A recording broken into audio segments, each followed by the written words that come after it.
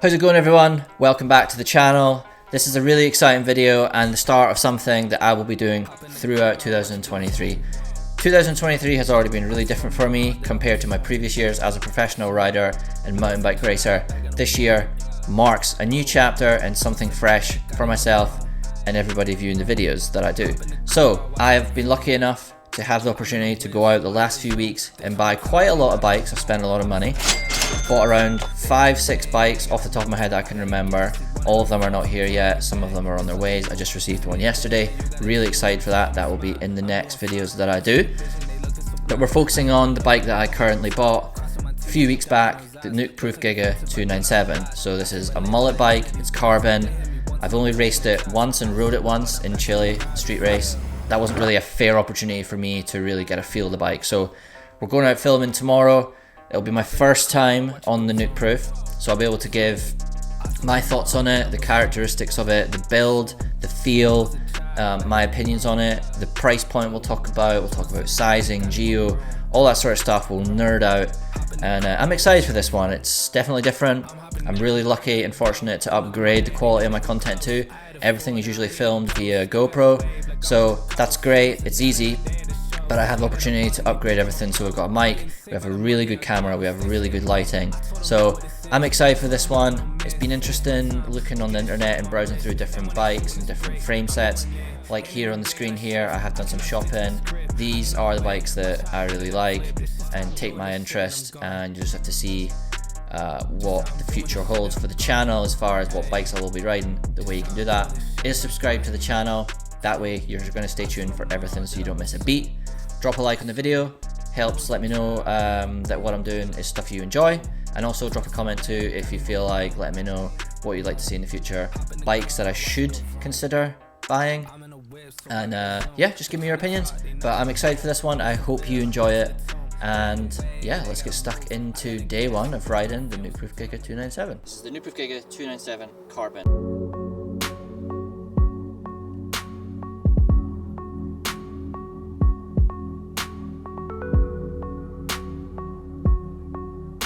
Full carbon frame, 27.5 wheel in the rear and 29 wheel up the front. So it's a mullet setup, which is the term that is used. It's more of, as you can see here, it's more of a chopper setup. Higher front end, lower rear end. For me, this is the first time riding the bike, first time riding a Nukeproof in a long time. I used to ride for a Nukeproof back in the day. They've definitely come a long way since then. We're going to talk a little bit about the price point here. So I have jotted down some notes here because I am not professional enough and good enough yet to know everything off by heart. I bought this frame and this shock included, and this shock came with the frame. This is a push industry shock, I believe, but tried to get a DVO shock on it, but obviously with them being in California, it's tough to get stuff like that really fast. So we're supposed to have a DVO on that, so really just kind of ignore that shock at the moment, not going to talk about it too much. Anyway, price points of this bike varies. They do different colours and come with different shock. EXT off the top of my head, there's another one, and then this one. This one comes in at £2,500. The other ones, which is a purple frame I believe, come in between 1,849 and 1,959. So I think that price differentiates with whatever shock is on the bike that you buy. I feel like, in all honesty, it's really reasonably well priced.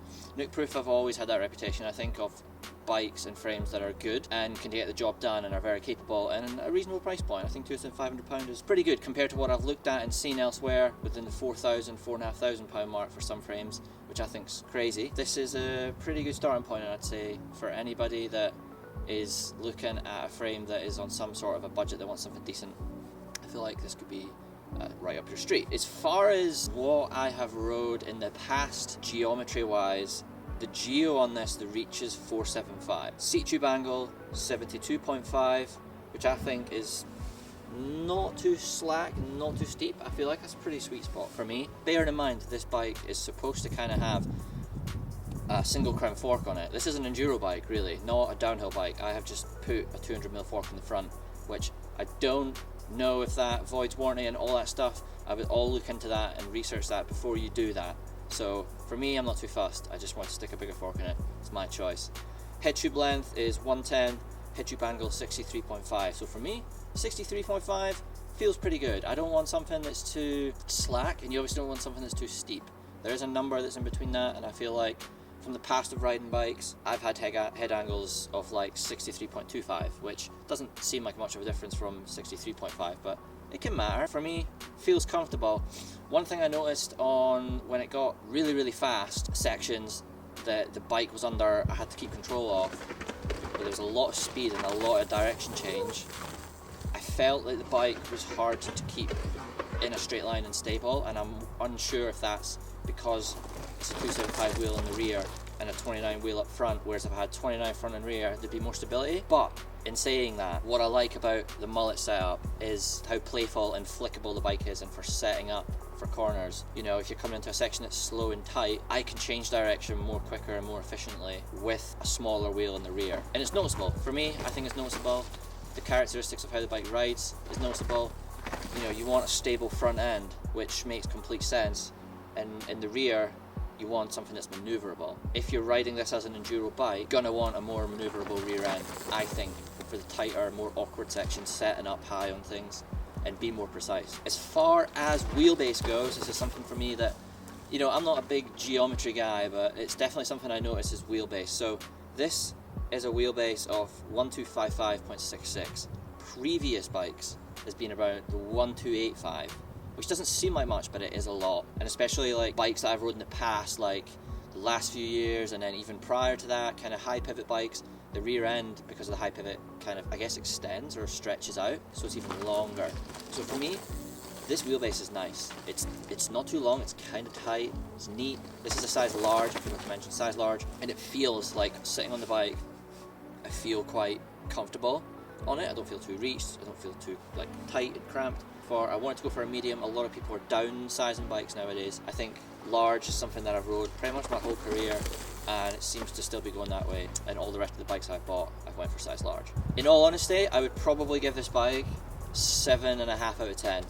In all honesty, you know, like I said, if you're on a budget, I think Nukeproof are a brand that I would look at for sure. If you're that person that is not wanting to go spending tons of money on something, it's pretty basic. There is room for a ball cage right here. And then, yeah, as far as the build goes, like, it's my choice. I love the sponsors and brands that are supporting me this year. Talk a little bit about the tires, Delium. So I've got the Delium Versatile front and rear. And we have the reinforced casing. So these are 2.5. The rubber, honestly, is brilliant. I have loved it. I've not spent a massive amount of time on the tires, but for the price points that they are, I will leave a link in the description. They're really, really, really good quality. Keep your eyes peeled for these dropping in the UK pretty soon. Fingers crossed the boys can get that sorted, and hopefully we can get some of you riding these tyres. But straight away, grip, feels confident, feels good. I've got Cushcore front and rear. Me, Cushcore is something that a lot of people don't like. I love. It's not so much to protect the rims. The Envy are great. I trust them fully without Cushcore inside. They have their own rim strip technology and all that going on, which is great. But I like the dampening. So when I'm hitting rocks, fast stuff with, you know, a lot of rock roots going on and it's bing bing pinging me around, I like the cushioning and dampening effect that gives me. So it's almost like extra suspension for my wheels, really, to work with the shock and fork. So that's something that I really like across all my bikes that I will have Cushcore installed front and rear. Seems a bit much, but the weight is not too bad. This bike does not weigh much. I will go home and I will weigh this, and I'll stick something up on the screen here as I'm speaking about the weight of it. But overall, pretty impressive bike. The handling of it is great. Like, this is my first day on it, and these clips you're seeing are my first day riding the bike. Already pretty comfy on it, which is always great, a great sign. It's nothing too hard to get used to. Obviously running 7-speed. We have a 28 tooth chainring, which is way too small, but that's all I could grab at the moment. We have P&W cockpit, 750 bars. This is from Chile. I had to cut my bars down quite a bit. Got the Hayes Dominion A4 brakes, absolutely loving them. 203 rotor in the front, 203 rotor in the rear. Metallic pads, Crank Brothers pedals, DVO Onyx D1 forks up front, STG saddle, seat post, I don't know what that is. We have 7-speed shifting, P&W lone grips, P&W lone bars. Everything has been great, the build is awesome. But it was really interesting to ride. I think as far as, like I said, the bike goes, I'm very impressed. Nukeproof have done a good job. I do like a frame that you can buy and put a triple clamp on. I think that's a massive bonus.